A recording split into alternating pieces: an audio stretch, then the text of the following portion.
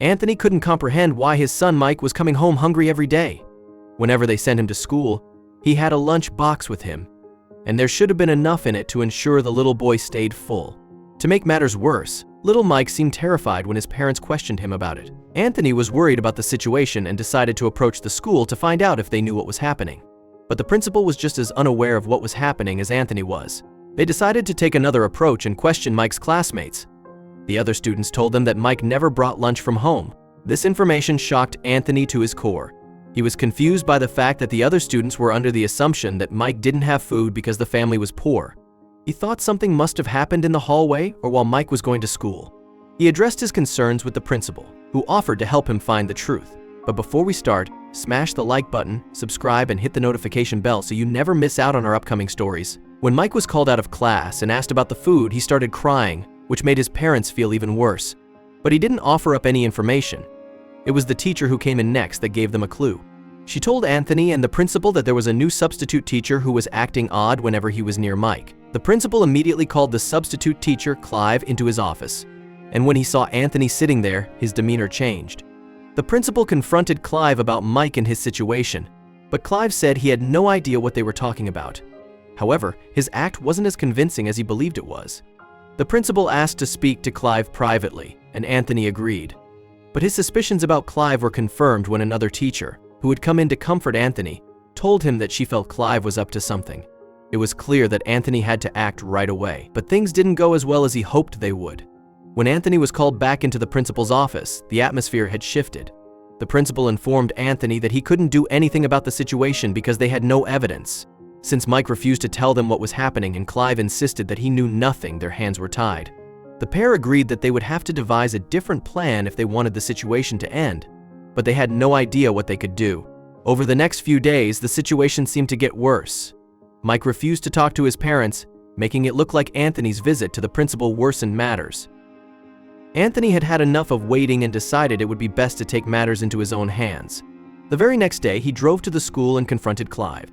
He waited for the class to finish before he entered, and it was clear that Clive was shocked by his presence. But Anthony was in for yet another surprise.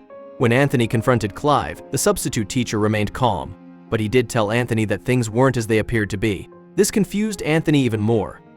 And after a relatively short conversation, he had more questions than when he first arrived. The situation was getting stranger with each interaction he had with the man.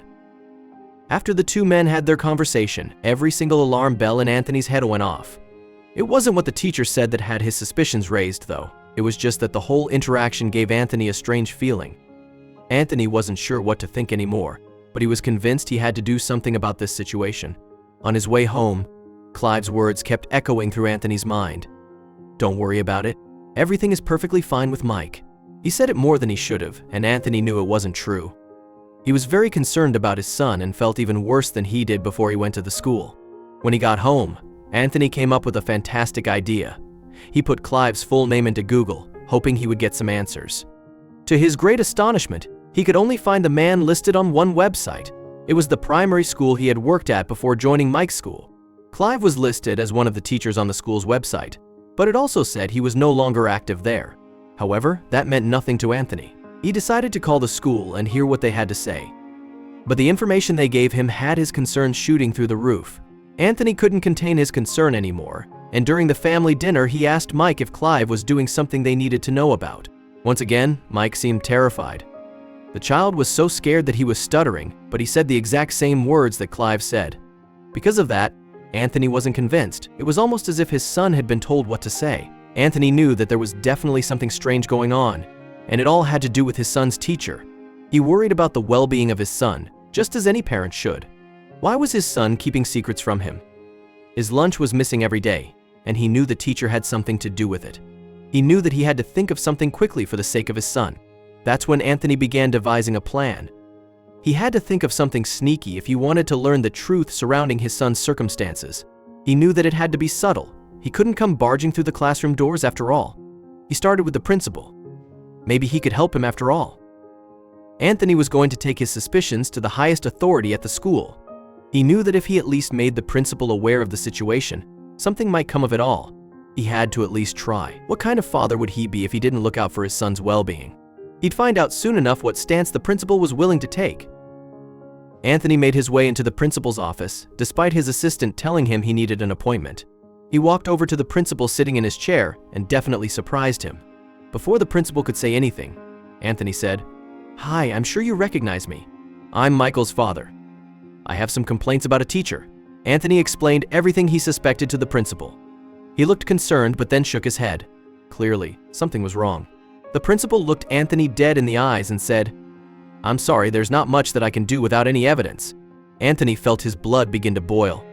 Would he really do nothing? Anthony stormed out of the office with nothing. The principal wouldn't budge on needing evidence. He decided that he would have to take matters into his own hands. If the principal wanted evidence, well, then Anthony would gather up whatever evidence was needed, but he knew he wouldn't be doing things by the book.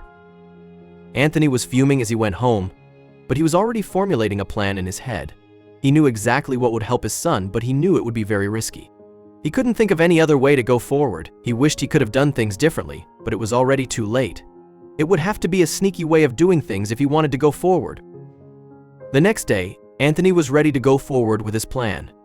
While his son was getting ready for school, he slipped something small into the front pouch of his backpack. His son came down the stairs and ate breakfast before they left together to go to school.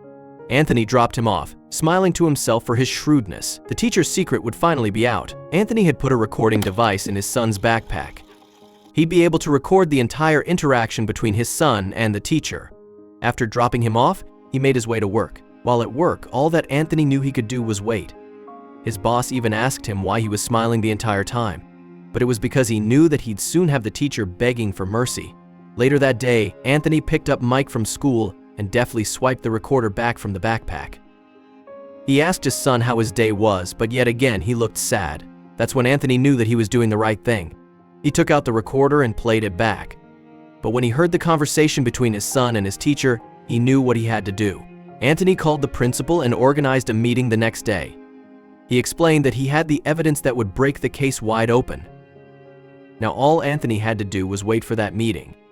He was now as smug as ever and would ensure that the teacher's secret would be out. His son would end up begging him not to, but what kind of father could he be without protecting his son? The next day, after school, Anthony sat with Mike and the principal in his office. After waiting for 5 minutes, Clive, the teacher, came in as well. He looked surprised as if he had no idea what was coming. Anthony smiled in satisfaction and asked the important question, "Should I play the recording for you, principal?" Anthony got permission and started playing the recording. He watched the teacher go pale as he heard his voice come up on the recorder. He could tell that all of the blood had drained from his face. Finally, he would get what was coming to him for what he had done with his son. Anthony just sat back in satisfaction. Everyone couldn't believe what they heard. They heard Mike giving his lunch to Clive. But then they heard him calling up another boy. Clive then handed the food to the other child. After a second of confusion, Mike explained what was going on to the principal. But it would be the ultimate twist. Mike finally told everyone in the room the secret. He had collaborated with his teacher to give one of his classmates his lunch every day. This was because the child was too poor to afford his own lunch. Mike was happy to give up his food for a less fortunate student, and Clive was proud of him for doing so. Mike was embarrassed and didn't want anyone to know. But from then on, Anthony packed his son 2 lunches. Thank you so much for watching. If you enjoyed this story, don't forget to hit that like button, subscribe, and ring the notification bell so you never miss another unbelievable tale like this one.